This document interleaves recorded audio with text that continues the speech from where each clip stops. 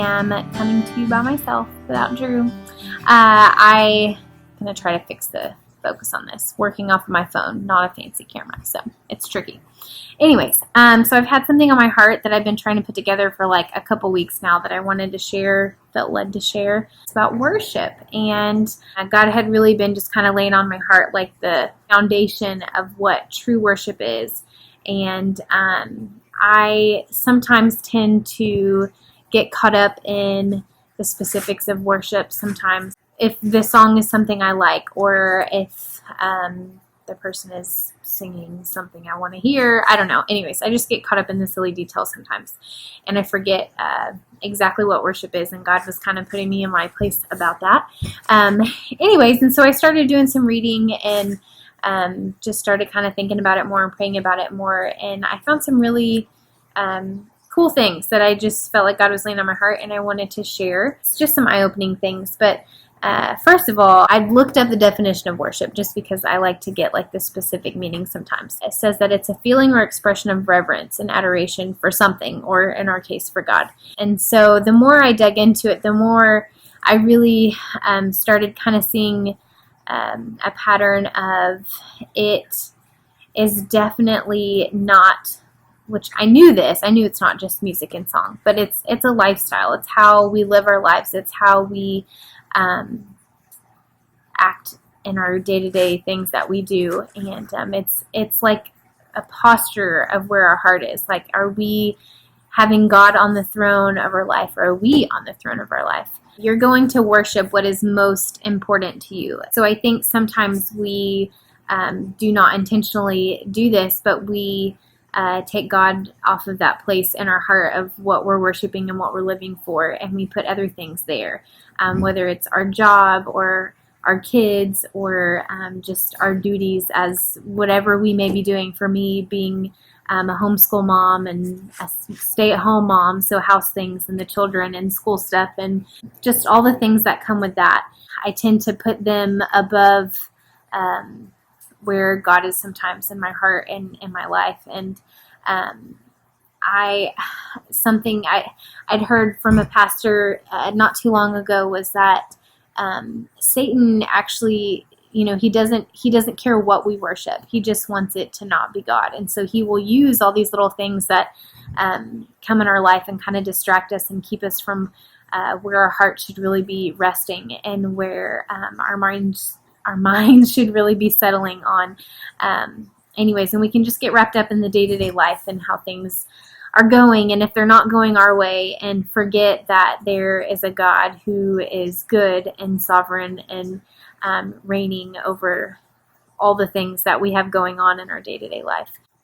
I think that we can definitely worship Him in the way that we serve our family and the way that we serve our community, just in the little things. I've been feeling like God is showing me that I can worship Him in the way, sounds silly, but in the way that I wash the dishes. Like, where is my heart when I'm doing these things that I don't feel like doing? Is it about just getting it done, or is it about doing the best that I can do so that I can please Him and everything that I'm doing? So I actually went back and forth on if I was going to put a video of me doing a song or not. I am not crazy about how I sound, and I wasn't sure if I wanted to put that in here or not, but I think it's not about how good we sound or how well we play, but just where our heart is, and how we're worshiping God and loving Him and giving our praise to Him. So I wanted to share this song with you. I feel is really at the heart of what worship really is. So.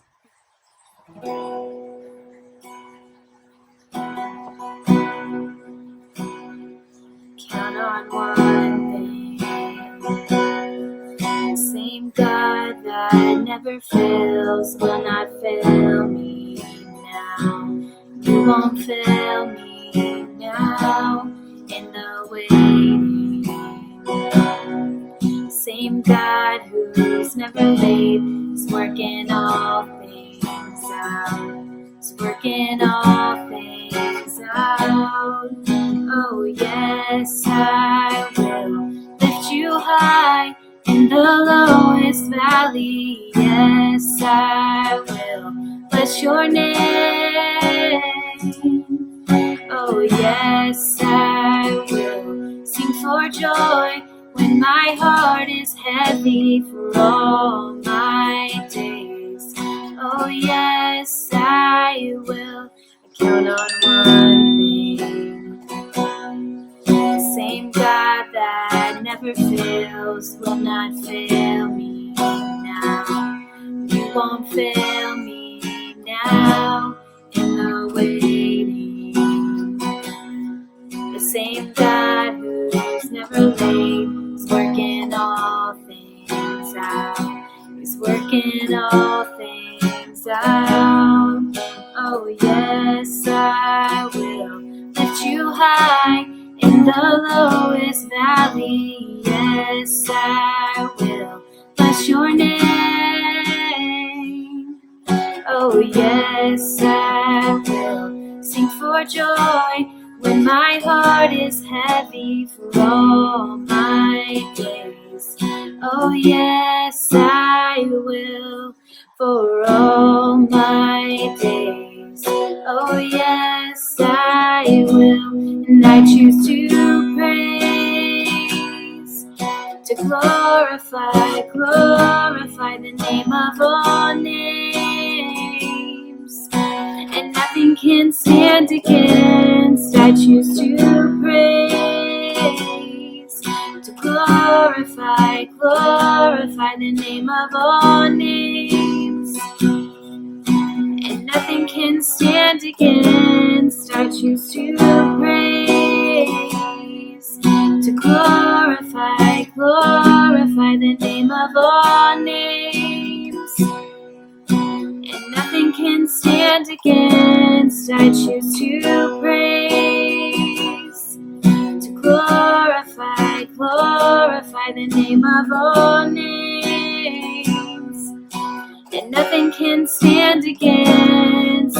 Oh, yes, I will lift you high in the lowest valley. Yes, I will bless your name.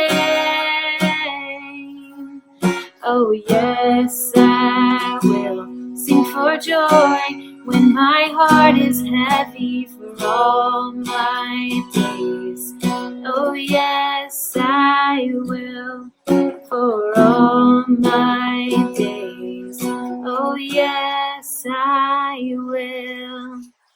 So I'm going to close with this thought. Actually, a few thoughts.